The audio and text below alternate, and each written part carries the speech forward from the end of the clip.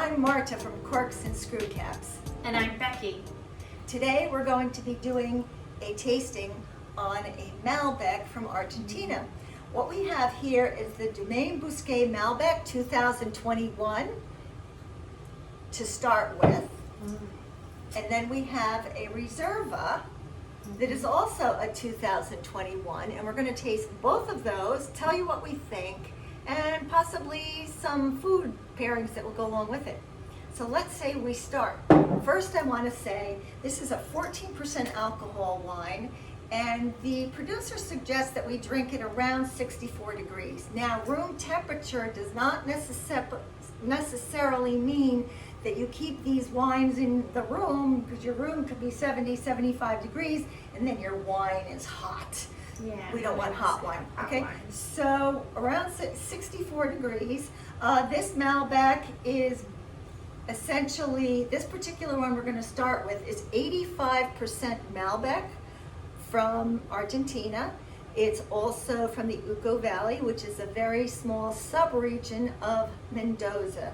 This is from Uco Valley, which is in Tupungato, okay? It's 5% each of Merlot, Syrah, and Cabernet Sauvignon, and the rest is Malbec. Okay, so let's give it a try. We've already poured our first glass. So you'll notice from Malbec that it's always a deep purple color. Malbec is characteristically this color, and you'll find this wine to be no different. The only thing I'm going to say is people have this idea that just because the color of a wine is dark and deep in color, that it's a quality wine. That has nothing to do with the quality of the wine. Some of the best quality wines in the world, like Bordeaux after it's aged, or Nebbiolo from Northwest Italy after it's aged, are very kind of light in color, okay? So dark, deep purple is what we have here, and let's give it a whiff. What do you think, Becky? So I have black fruits. Yeah, lots of black fruits. Like plums, black raspberries. Yeah, I think basically we're getting mostly sweet, ripe black fruit here. Okay, as far as the palate, let's give it a swish and see what happens in our mouth.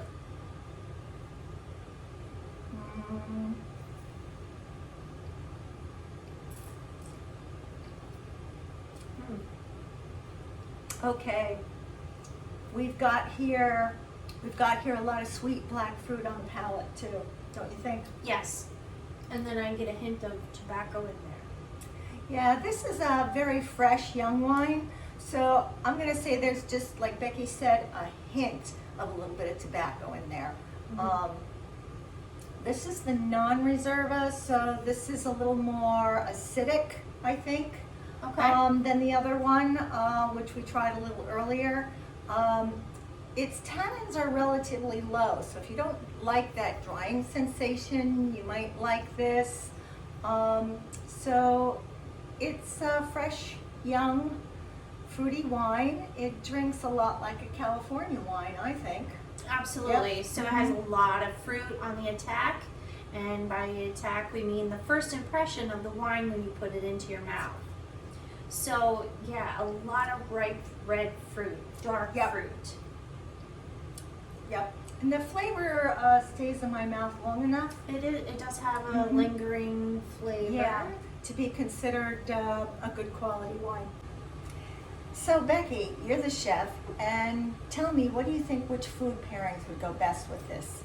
So I would actually pair a lot of lean meats with this, maybe a pork tenderloin, maybe even a sirloin if you prefer beef, just so that you don't get something fatty, because the wine is going to get lost.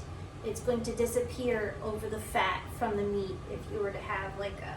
Right, because this is a young wine, so we need more acidity and more tannins for this to not overpower the food. So I agree.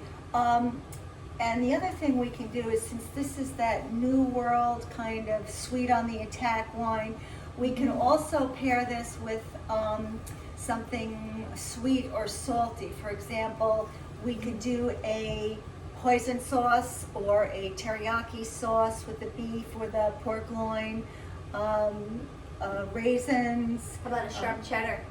Yeah, and then there would be a contrast, thank you. Nice. Contrast to this, which would be a sharp cheddar. You know what else you could do with this?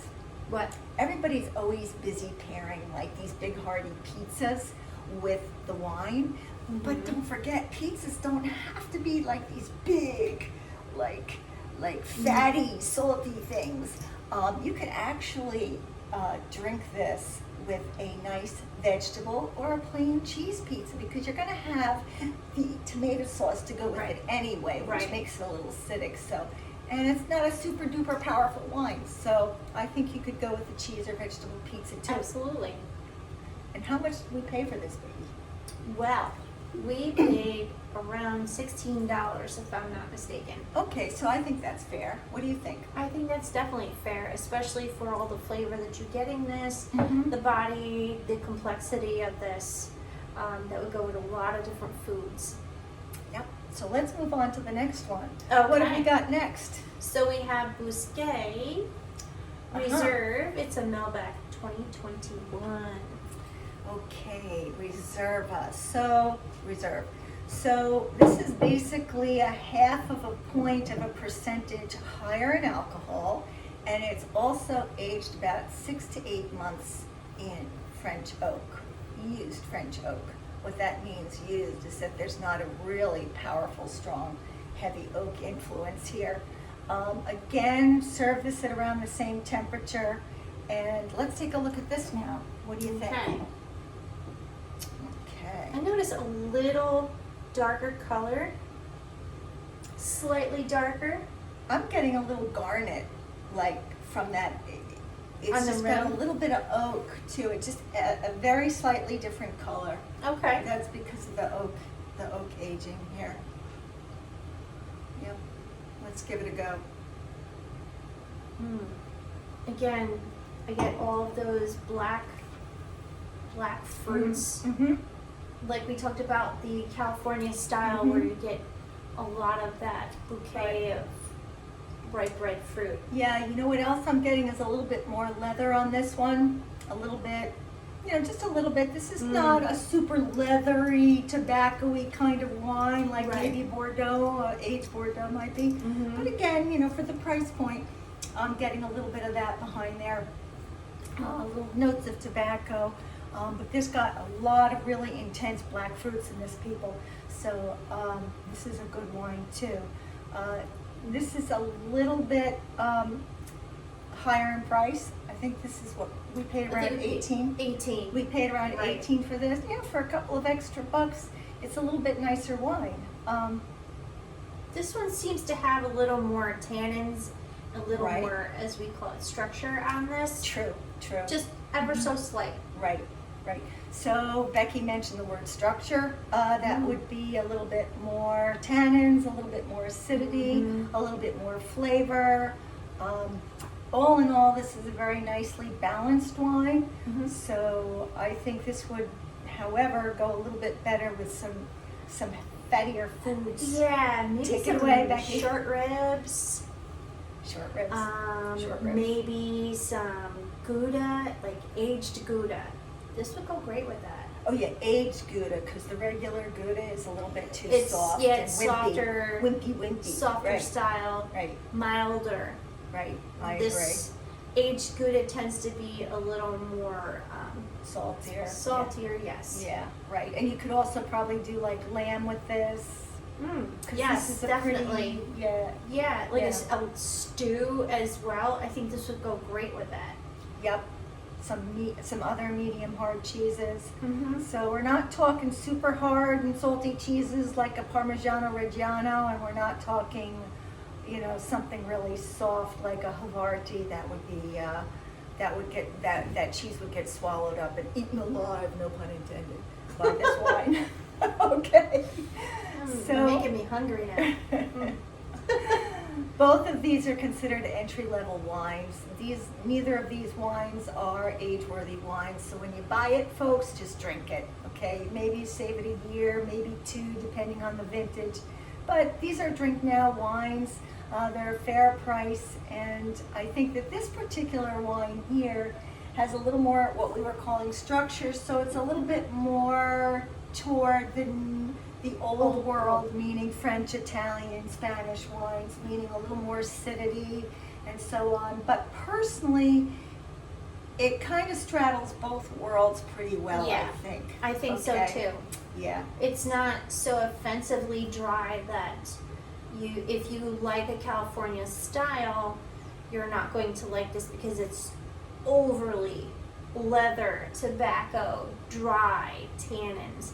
This, like you said, it straddles it's a little both bit- yeah, worlds. it's a little on the sweet side, but it's right Yeah. right between both worlds. Okay, great. So I think that this one is a great little wine as well, and Mhm. I say look at our wine tasting notes if you want online on our Facebook page, right? Well, if you go to our website, www.corksandscrewcaps.com, you'll find all of our wine reviews. You'll find great recipes to go with these wines as well. Okay. Let's say salud again, right? Salud. Salud. And don't forget, click those notifications below. Yes, hit that subscribe button. What are you waiting for? You only are going to learn something new every week. That's right. Thanks for listening.